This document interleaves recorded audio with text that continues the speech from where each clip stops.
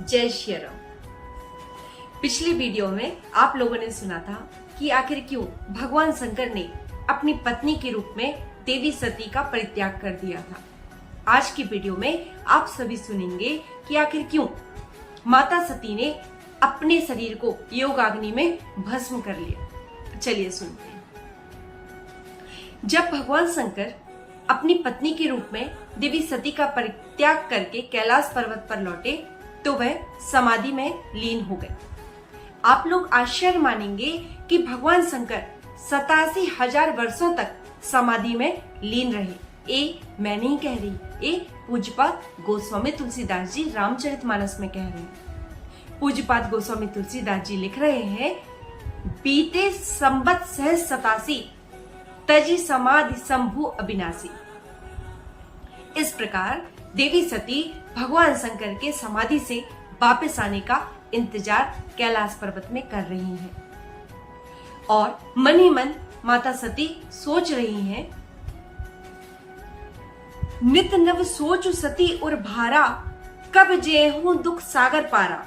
मैं जो कीन रघुपति अपमाना, पुनि पुनि बचनु मिर्सा करी जाना।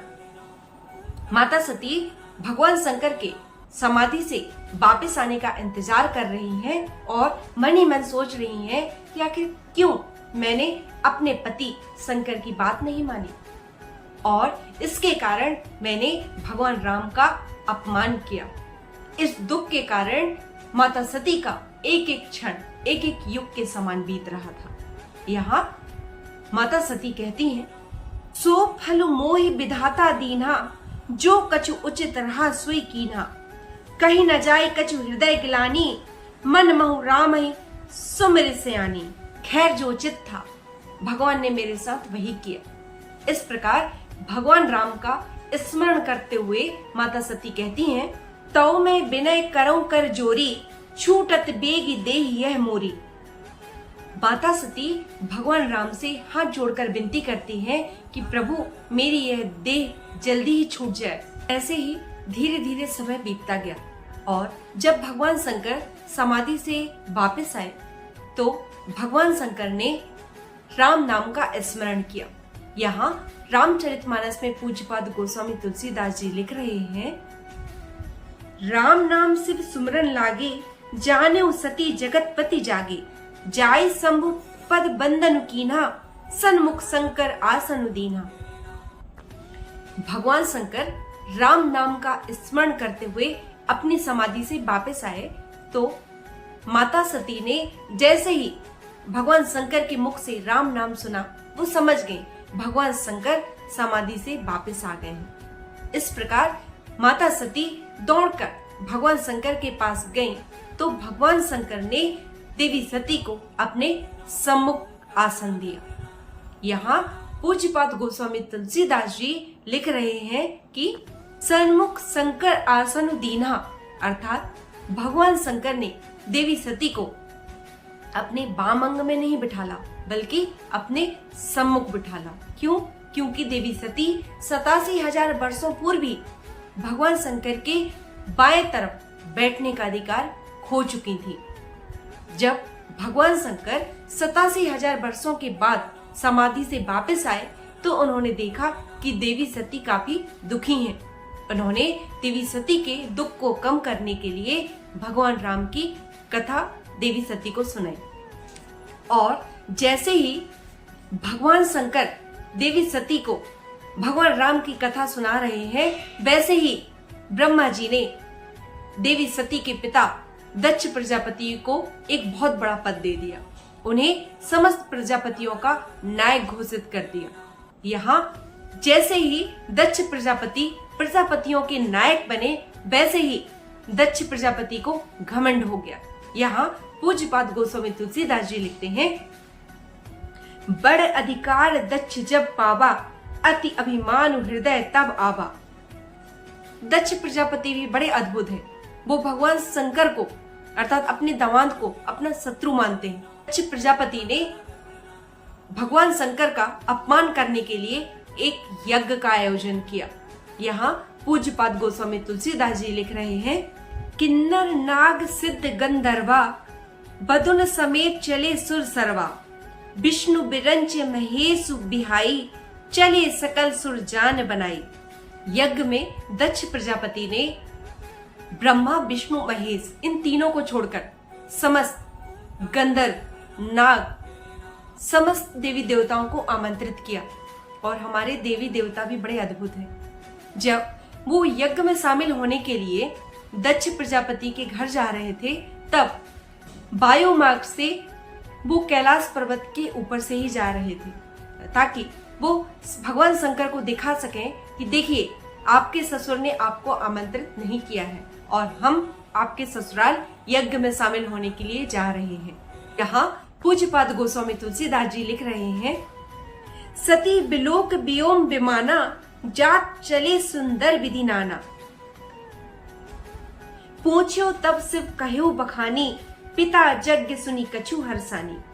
सती मैया ने जैसे ही वायु मार्ग में विमान को देखा तो वो भगवान शंकर से पूछती हैं, प्रभु ये विमान कहाँ जा रहे हैं?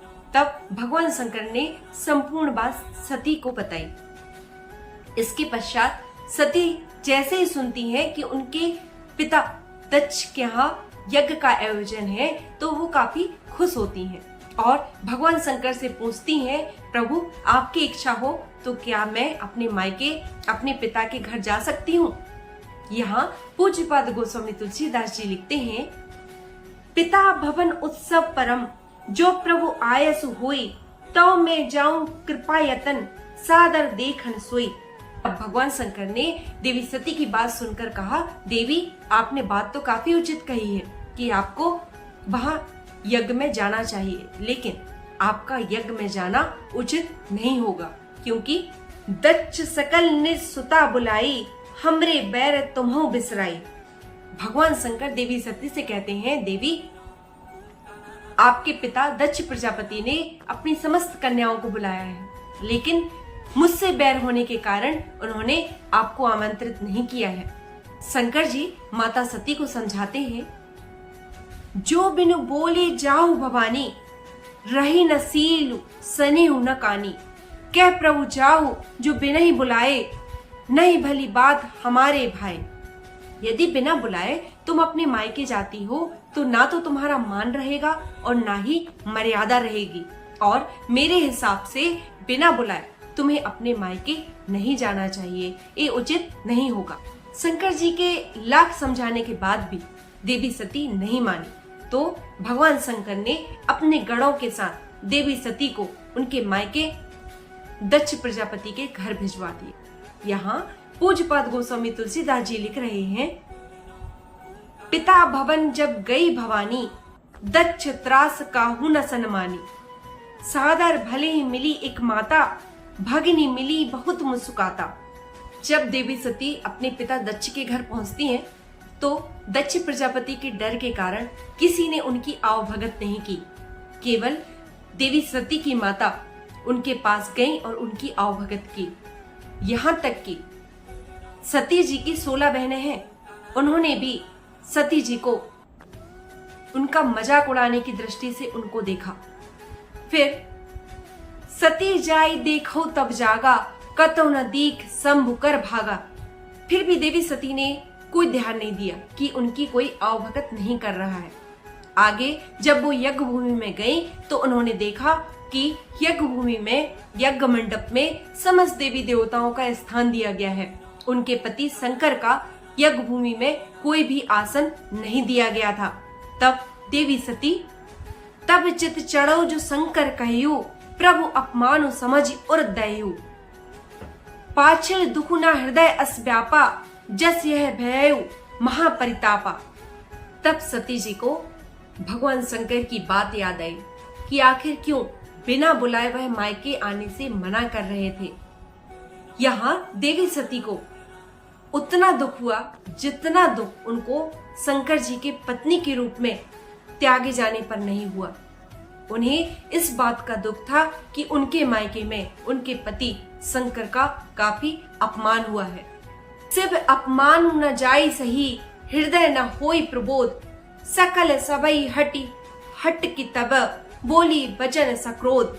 देवी सती का शरीर क्रोध से जलने लगा और क्रोध में आकर काफी तेज स्वर में देवी सती उस यज्ञ भूमि में कहने लगी, सुनो सभासद सकल मुनिंदा, कहे न सुनी जिन शंकर निंदा।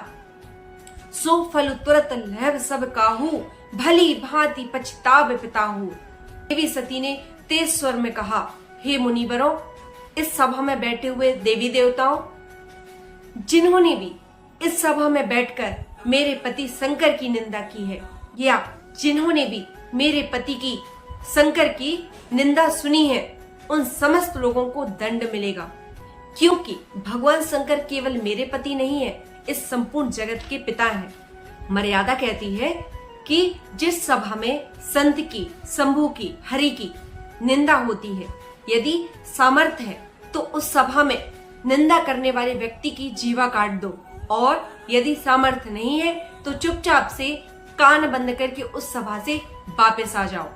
देवी सती कहती हैं, और मेरे पिता ने मेरे पति शंकर की निंदा की है, आज से मैं मेरे पिता की बेटी के रूप में इस संसार में जीवित नहीं रहूंगी।